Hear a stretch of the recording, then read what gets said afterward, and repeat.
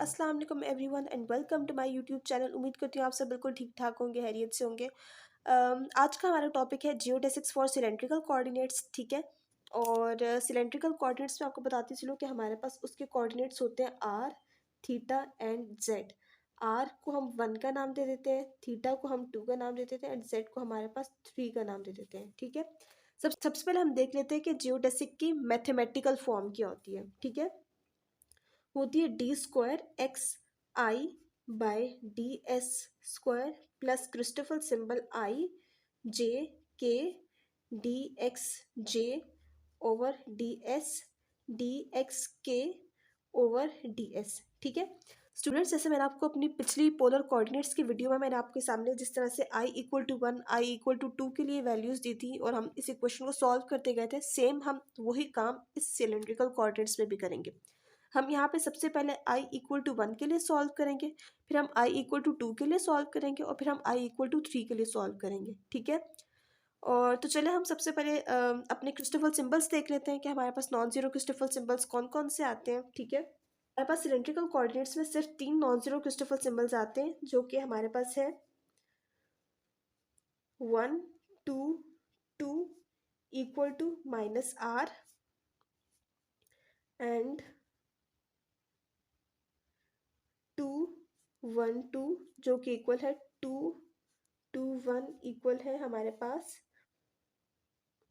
1/r के। ठीक है, यही दो हमारे पास सिलेंड्रिकल कोऑर्डिनेट्स के क्रिस्टोफल सिंबल्स आते हैं। ठीक है, तो मैं आपके सामने सिलेंड्रिकल कोऑर्डिनेट्स मेट्रिक लिख लेती हूँ, या आप खुद निकालिएगा। सिलेंड्रिकल कोऑर्डिनेट्स में हमारे पास मेट्रिक होती है 1 0 0 0 r² 0 0 0 1। ठीक है, मैंने इस मेट्रिक से इन दो की ये 3 क्रिस्टोफल सिंबल्स निकाले। ठीक है, हमारे पास नॉन जीरो सिर्फ यही 3 क्रिस्टोफल सिंबल्स आएंगे, बाकी सब हमारे पास जीरो होंगे। ठीक है, तो अब हम अपनी इस जियोडेसिक इक्वेशन को सॉल्व करना शुरू करते हैं और यही 3 क्रिस्टोफल सिंबल्स और हम यही 3 क्रिस्टोफल सिंबल्स यूज करेंगे इसमें। ठीक है, हम सबसे पहले इसको i=1 के लिए सॉल्व करना शुरू करते हैं। ठीक है,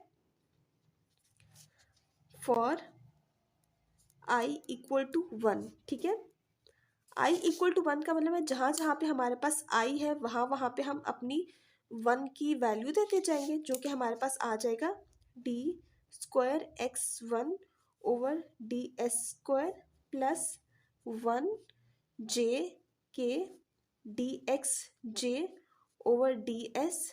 dxk/ds। यहाँ पे हम देख सकते हैं हमारे पास 1 के एस्पेक्ट से सिर्फ और सिर्फ 2 वाला क्रिस्टोफल सिंबल एग्जिस्ट करता है, तो हम डायरेक्ट j और k को 2 की वैल्यू दे देते हैं। ठीक है, तो पीछे हमारे पास क्या बच जाएगा d²xi/ds² plus 1 2 2 dx2/ds dx2/ds equal to 0। ठीक है, हमारे पास ये क्रिस्टोफल सिंबल -r के इक्वल है, d²x1/ds² -r dx2/ds dx2/ds equal to 0। जैसे कि मैंने आपको बताया था कि हमारे पास सिलेंड्रिकल कोऑर्डिनेट्स में r, थीटा एंड जेड वाले कोऑर्डिनेट्स होते हैं। तो अगर हमारे पास 1 लिखा है तो इसका मतलब है r से उसे रिप्लेस करेंगे, अगर थीटा लिखा है तो हम उसको 2 लिखा है तो हम उसको थीटा से रिप्लेस करेंगे, एंड अगर 3 है तो हम उसको z से रिप्लेस करेंगे। ठीक है, यहाँ पे हमारे पास जहाँ पे x1 है उसको हम r से रिप्लेस कर लेते हैं, ds² -r dθ/ds dθ/ds equal to 0, यानी कि d²r/ds² -r dθ/ds का होल स्क्वायर इक्वल टू 0। ये हमने i=1 के लिए जियोडेसिक निकाल लिया। अब हम इसी तरह से i=2 की वैल्यू देके अपनी सेकंड वाली इक्वेशन भी निकाल लेते हैं। ठीक है, तो स्टूडेंट्स मैं आपके सामने फॉर i=2 के लिए भी निकालने लगी हूँ। फॉर i=2 के लिए हमारे पास फॉर्म बनेगी d²x2/ds² प्लस 2 जे के में हमारे पास 1 2 इन्वॉल्व है, ठीक है, क्योंकि हमारे पास 2 की रिस्पेक्ट से 1 2 एंड 2 1 हमारे पास क्रिस्टोफर सिंबल एग्जिस्ट करता है, तो हम इन दोनों के लिए हम इसको सॉल्व कर लेते हैं, ठीक है। 2 1 2 D x 1 over D X 2 over D S plus Christoffel symbol 2 2 1। अब हम 2 1 के लिए करें तो D X 2 over D X 2 over D S equal to 0। अपने क्रिस्टोफर सिंबल की वैल्यूज में डाले थे, हमारे पास 2 1 2 इक्वल था 1 ओवर आर के equal 1 over R D x 1, मतलब हम इसको आर से रिप्लेस कर लेंगे। यहाँ पे एक्स 2 था तो हम इसको थीटा से रिप्लेस कर लेते हैं। D S D theta by D S plus 1 by R D theta by D S D are by D S equal to 0। अगर हम इसको सिंप्लीफाइड फॉर्म में लिखें तो ये वाली फॉर्म बनेगी, प्लस ये दोनों ऐड हो जाएंगे 2 by R by D S D theta by D S. इसको हम लोग इक्वेशन नंबर 2 का नाम दे देते हैं, ठीक है। हमने i इक्वल टू 1 के लिए सॉल्व किया तो हमारे पास ये फॉर्म बनी, i इक्वल टू 2 के लिए सॉल्व किया तो हमारे पास ये वाली फॉर्म बनी। अब हम इसी तरीके से i इक्वल टू 3 के लिए सॉल्व कर लेते हैं, ठीक है। तो फॉर i इक्वल टू 3 के लिए सॉल्व करना शुरू करते हैं। ये हमारे पास फॉर्म बन जाएगी D square X 3 over D S square plus Christoffel symbol 3 J K D X J over D X K over D S equal to 0। तो स्टूडेंट्स आप लोग को पता है कि हमारे पास 3 के रेस्पेक्ट से कोई भी क्रिस्टोफर सिंबल नहीं आ रहा था, ठीक है। तो ये हमारे पास पूरी टर्म कैंसिल आउट हो जाएगी, ठीक है। अब देखिए x3 का मतलब है हमारे पास z है, ठीक है। तो इसको हम z से रिप्लेस कर लेते हैं, D S square equal to 0, ठीक है। हमारे पास पीछे क्या बचेगा, D square Z over D S square is equal to 0, ठीक है। अब हम इसको फर्स्ट टाइम इंटीग्रेट करेंगे तो क्या बन जाएगा, डी एस स्क्वायर। अगर हम दोनों तरफ इंटीग्रेट करें तो हमारे पास आ जाएगा D Z over D S equal to किसी ना किसी ए कांस्टेंट के इक्वल, ठीक है। जब हम दोबारा इसको इंटीग्रेट करेंगे दोनों साइड पर तो क्या बन जाएगा, ए एस प्लस बी, यानी कि हमने जेड का निकाल लिया, Z is equal to A S plus B, ठीक है।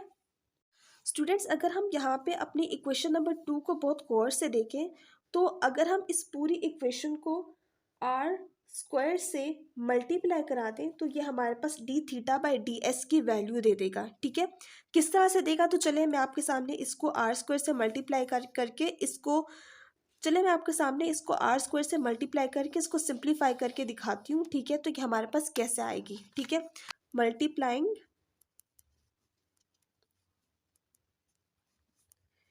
इक्वेशन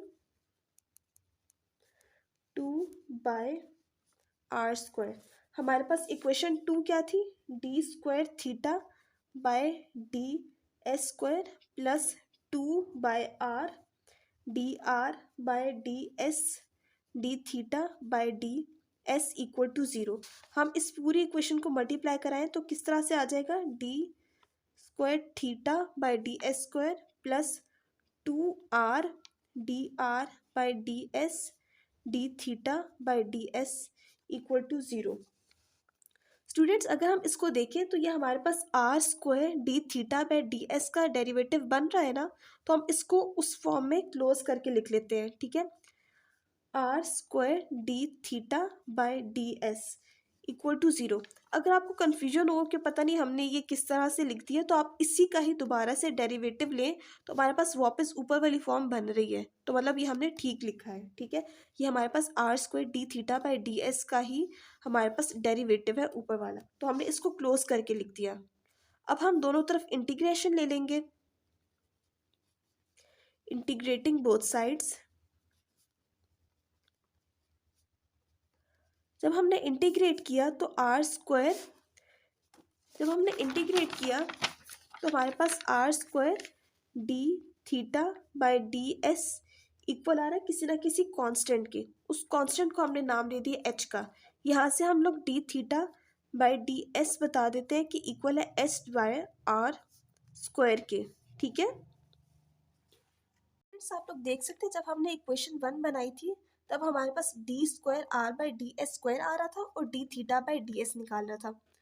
अब देखिए हमने आपके सामने d theta by D s निकाल लिया जो कि हमारे पास एच बाय आर स्क्वायर के इक्वल आया था। ठीक है, इसी तरह से हम लोग d are by D s भी निकाल लेते हैं। ठीक है, जब हम लोग जब हम लोग D square are by D S square निकाल लेंगे तो हम इस वैल्यू को वापस अपनी इक्वेशन नंबर 1 में डाल लेंगे। तो चलिए मैं आपको बताती हूँ कि d square are by D S square की वैल्यू कैसे निकलेगी। स्टूडेंट्स हमारे पास d are by D S equal है d are by D theta dot d theta by D s के। ठीक है, ये चेन रूल है। ठीक है, तो हमने D theta by D S की वैल्यू निकाली है जो कि हमारे पास एच बाय आर स्क्वायर है, तो हम अपनी इस जगह पे एच बाय आर स्क्वायर लिख लेते हैं। तो लिख लेते हैं D are by D S is equal to D are by D theta dot H by are square. ठीक है, अब हमने तो D square are by D S की वैल्यू चाहिए ना, तो हम इस पे पूरे पे दोबारा से डी बाई एस से डेरिवेटिव ले लेते हैं is equal to D by D S D are by D theta dot H by are square. ठीक है, जब हमने पूरा डी बाई डी एस से लिया तो क्या बन जाएगा D square are by D S square is equal to D by D theta. हमें पता है कि D are by D S इसके इक्वल है। ठीक है, D by D theta H by are square D are by D theta by D S. देखिए हमारे पास यहाँ पे अब हम लोग डी बाई डी थीटा का डेरिवेटिव लेंगे इन दोनों का। यहाँ पे हमारे पास दो यू एंड वी का प्रोडक्ट हो रहा है, तो यहाँ पे प्रोडक्ट रूल से हम लोग इसका डेरिवेटिव ले लेते हैं। क्या बन जाएगा -2h बाय आर क्यूब। सबसे पहले हम h बाय आर स्क्वायर का डेरिवेटिव लिया तो हमारे पास -2h बाय आर क्यूब आया and d are by D theta as it is आ जाएगा d are by D theta plus अब हम इसका डेरिवेटिव लेंगे d are by D theta का लेंगे। अब हम d are by D theta का डेरिवेटिव लेंगे, क्या बन जाएगा h by are square as it is आ जाएगा और D square r by D theta square और बाहर हमारे पास d theta by D s है जो कि हमारे पास h बाय आर स्क्वायर के इक्वल था। इसको अगर हम अपनी सिंप्लीफाइड फॉर्म में लिखें 2h square over r 4 d are by D theta whole square plus h by r 4 d square r by D theta square. ठीक है, ये हमारे पास d square r by D S square आ गया। अब देखिए हमें d square r by D S square चाहिए था और d theta by D s चाहिए था जो कि हमने दोनों निकाल लिए। अब हम इन दोनों को अपनी इक्वेशन नंबर 1 में डाल लेते हैं। ठीक है, ये हमारे पास d square r by D S square था। ठीक है, और तो स्टूडेंट्स चले मैं अब आपके सामने इस वैल्यू को इक्वेशन नंबर 1 में डालती हूँ। ठीक है, हमारे पास d square r by D S square है। D square r by D S square हमारे पास ये है -2 इक्वेशन 1 इम्प्लाइज दैट। ठीक है, -2h square over r 4 d are by D theta whole square plus h square by r 4 d square r by D theta whole square. ठीक है, जो कि हमारे पास है minus r as it is and d theta by D S की value भी मैंने आपके सामने निकाली है जो कि थी h बाय आर स्क्वायर के equal, h by are square का होल स्क्वायर इक्वल टू 0। ठीक है, अब हम इसको सिंप्लीफाई करना शुरू करते हैं। ठीक है, इसको सिंप्लीफाई करेंगे तो क्या आ जाएगा h square by r 5 -2 d are by D theta whole square plus r d square r by D theta square minus r square. हमने simply h square by r 5 को बाहर कॉमन ले लिया है, ठीक है, बाहर कॉमन ले लिया। और अब इसको जब राइट साइड पे लेकर जाएंगे तो ये ज़ीरो हो जाएगा, तो पीछे हमारे पास क्या रह जाएगा, -2 dr/d theta whole square plus r d square r/d theta whole square minus r square equal to 0। अब जैसे कि हमने पोलर कोऑर्डिनेट्स में हमने r को किसी दूसरे वेरिएबल के इक्वल हमने सपोज कर लिया था, वही उसी तरह से हम लोग यहाँ पे भी करेंगे, ठीक है। अब हम करेंगे put r is equal to 1/u। जब हमने 1/u के इक्वल पुट किया तो यहाँ से हम u किसके इक्वल आया, 1/r के इक्वल आया, ठीक है।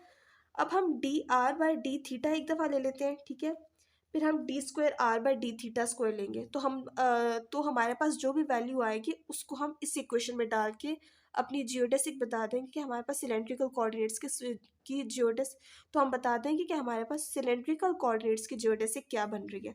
अब हम इसका डेरिवेटिव ले तो क्या बन जाएगा, -u⁻²du बाई डी थीटा। इसी का ही हम लोग डबल डेरिवेटिव ले लें d स्क्वायर r/d थीटा का, तो क्या बन जाएगा 2u⁻³ du by D theta का whole square minus u⁻² d square u by D theta square. Students आप देख सकते हैं कि मैंने dr/d थीटा भी निकाल लिया and d square r/d theta square भी निकाल लिया, ठीक है। अब हम इन दोनों को अपनी इस इक्वेशन में डाल लेते हैं, ठीक है, इसको मैं डबल स्टार का नाम दे रही हूँ। अब हम इन दोनों को अपनी इस इक्वेशन में डाल के सिंप्लीफाई कर देंगे, ठीक है, और हम बता देंगे कि हमारे पास जियोडेसिक फॉर सिलेंड्रिकल कोऑर्डिनेट्स की क्या फॉर्म बन रही है, ठीक है। तो चले मैं अब आपके सामने डालती हूँ इस इक्वेशन में। तो ये क्या बन जाएगा, इक्वेशन डबल स्टार हमारे पास क्या बन रही है, -2 dr/d थीटा, ये हम इसके अंदर सिंपली डालते हैं -2 du/d थीटा का होल स्क्वायर प्लस r हमारे पास किसके इक्वल है, 1/u के इक्वल है, and d square r/d theta square 2u-3 du/d theta whole square minus u⁻² d square u by D theta square minus r square -1/u का square equal to 0। अब हम इसको अगर सिंप्लीफाई करें तो क्या बच जाएगा, -2 divided by u⁴ d square u by D theta du/d theta का whole square plus 2 divided by u⁴ du/d theta का whole square -1/u³ d square u by D theta whole square -1/u² equal to 0। Students आप लोग देख सकते हैं मैंने यहाँ पे dr/d थीटा और d square r/d theta square को इक्वेशन डबल स्टैरिक में पुट किया, ठीक है। ये हमारे पास क्या है, -2 dr/d थीटा का होल स्क्वायर, dr/d थीटा का होल स्क्वायर डाला प्लस r जो कि हमारे पास 1/u के इक्वल था, d स्क्वायर r/d थीटा का होल स्क्वायर, ये हमारे पास d स्क्वायर r/d थीटा का होल स्क्वायर की वैल्यू डाली माइनस आर स्क्वायर, r हमारे पास 1/u के इक्वल था, उसके अंदर डाला एंड इक्वल टू 0। इसका हमने मज़ीद सिंप्लीफाई किया तो हमारे पास क्या बना, -2/u⁴ du/d थीटा का whole square plus 2/u⁴ du/d theta का whole square -1/u³ d square u/d theta square -1/u²। इसी इक्वेशन को हमने मज़ीद सिंप्लीफाई करके लिख दिया, ठीक है।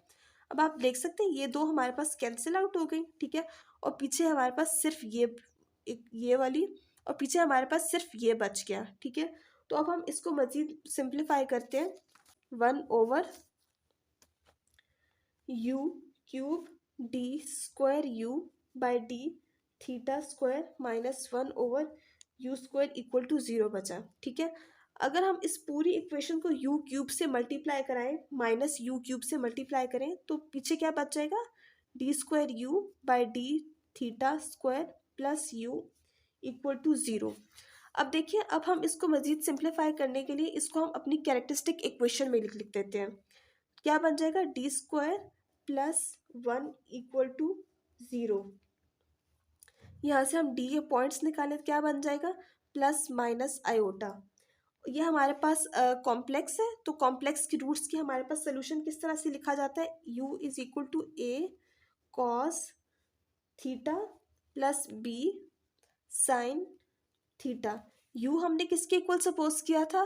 1/r के इक्वल। तो सिंपली हम u की जगह 1/r लिख लेते हैं is equal to a cos theta plus b sine theta.